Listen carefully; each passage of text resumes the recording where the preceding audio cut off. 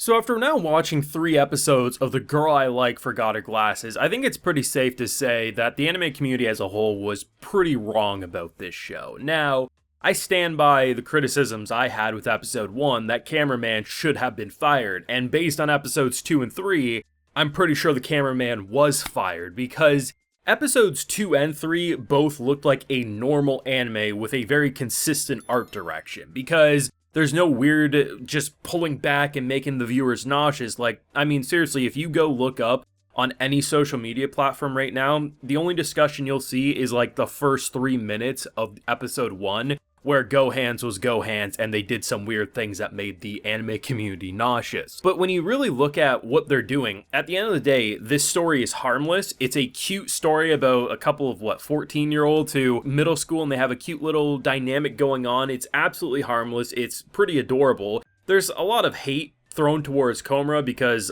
he's not mature enough for, I guess, some people's liking, but I mean, the dude's a kid with a cute crush. There isn't a lot here. You're supposed to be like, damn, I relate to this boy because I too am 14 and don't know how to confess my feelings, right? No, like, it's supposed to be a cute gimmick. And while yes, realistically, should this girl still be forgetting her glasses? I mean, on one hand, I know people who are damn forgettable and honestly could probably relate. The over-exaggeration comes to her blindness and how she can look at a plastic bag or her boy and think it's a cat. But it's anime, right? It's supposed to be cute, supposed to be silly. But when you look at what they've been able to do with the production, it really does feel like one of the more consistent shows that I've seen this season. I mean, we're 3 episodes in, and visually, this show is absolutely consistent. And I think the only thing that we should really criticize at this point for this show is that Mr. Clean, aka the school's principal, I don't know how the hell he keeps this school so shiny. That's the only issue with this show right now, is that every time you focus in,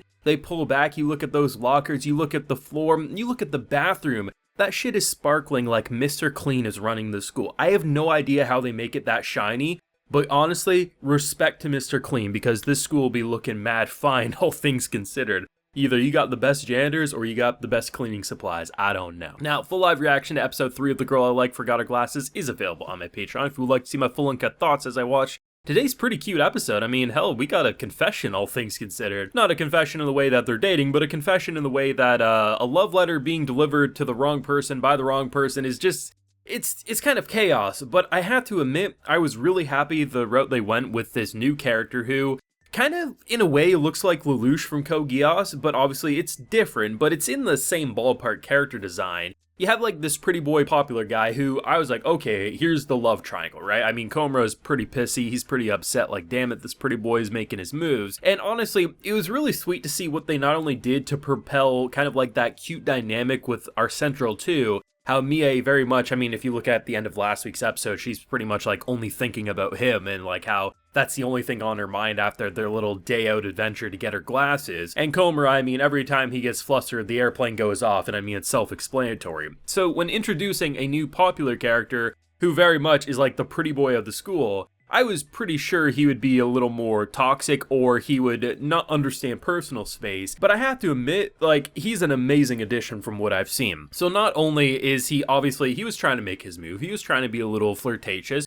but he backed off pretty quickly, and I like how when, at one point, it's like 5-6 minutes before the episode ends, she picks up a love letter from the ground. She can't read it, and obviously Komura does, and we see who it's supposed to be to. And she just, if she actually could see and understand what she was doing, that was the boldest confession ever, because he's surrounded by everyone in the classroom, gives it, and just walks away. And I love the fact that rather than going the route of, oh, this is a love letter from her, he immediately recognizes that she delivered the love letter for someone else, accidentally or on purpose, whatever it is. And I love how rather than making our boy read the love letter, which he delivers one right back, say, no, Komura, you read it. It's literally him being like, Mie, Komura likes you too. I was not expecting a wingman dynamic from this boy, but I love the fact that they played with our expectations, because usually a show like this would go the route of, oh, this Komura, you don't like him, he's not good enough for you, right? Even when they're younger like this, you still get that toxicity, but they're just trying to make a cute little will they won't they love story where you have 2 inexperienced people, one who's blind as a damn bat and doesn't know what the hell she's doing half the time, and another who is just honestly head over heels for a girl in his class. And the fact that even on Mie's side, we can see these moments where she generally acts like she's really into Komura, whether it was last week and how after when she got home, she's like, all I can think about is the time I was spending with him. Or in this episode where she's really confused, like, yeah, of course I like him, but, you know, it's weird that people are asking me because it would make sense if they're asking about you, Komura, because obviously we've gotten a lot more close. And just, it's the little moments, right? Because you know these two are really cute together, and while would I be able to deal with someone forgetting their glasses this much? Oh, hell no. I'd be thinking about, man, if we got to 80, she'd be the worst senile person ever. She wouldn't understand what the hell she was doing. But there's a lot of really cute moments in this show, and I really feel like the anime community as a whole was wrong about this one. Now, obviously, it's going to be up to preference in terms of if you like simplistic kind of will they, won't they shows, but we don't get a lot of like just really focusing on the innocence of school life in a way. Like, they're not really going that, they're not going edgy, they're not going really perverted or anything. I mean, they have a little fun with the cockroach and how they call the cockroach the C word and they blur it out as the cockroach is kind of climbing up the wall. The one girl didn't care, like she's like, oh, it's a cockroach, but our boy was calling it the C word, and she was some funny moments for sure. But I just like the fact that as someone who was very fair to episode 1, I came up here and said, listen, Gohan, stop letting him cook. A good portion of this episode was nauseating. I said that. However, I also said how there was also some good moments. Episode 2 came out and I said, damn, Gohan's is actually doing something right here. And now that we're 3 episodes in, it really does feel like either A, they got it out of their system where they just wanted to say, hey, guys, remember Gohan's, we know what we're doing with our camera. You don't know what you're doing with your camera. That's why Handshakers was memed to death, right?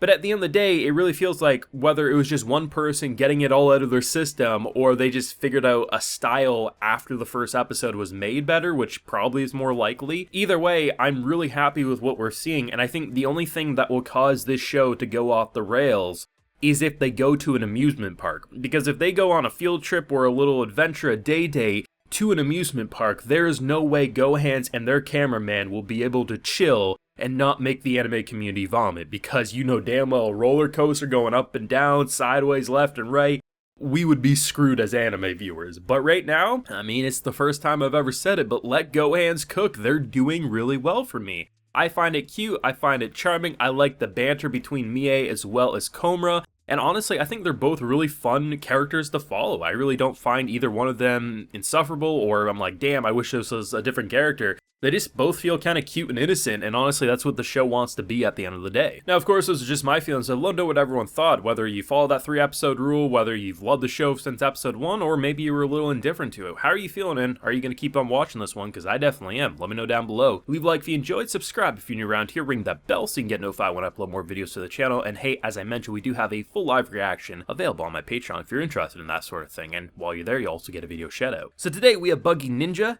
SW Margarum, Farah, and Ricardo Pelagos. So I appreciate the support, everyone. Please take care and have a good one.